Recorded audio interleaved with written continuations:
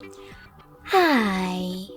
In front of me is Xiaomi Redmi Note 12, and today I would like to show you how you can operate all vibration options available on this device.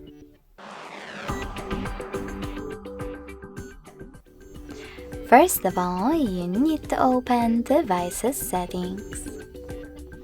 In them, scroll down just a bit to access sound and vibration. Now scroll down and click on this switcher next to Vibrate Vocals.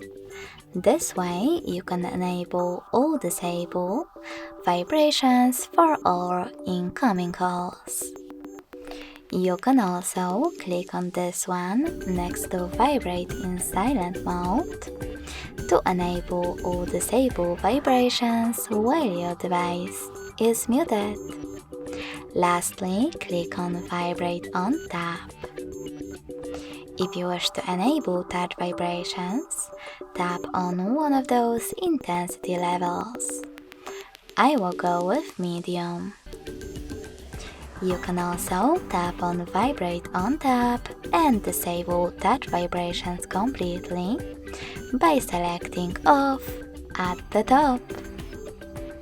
Thanks so much for watching. If you enjoyed this video, smash that like button, comment, and subscribe.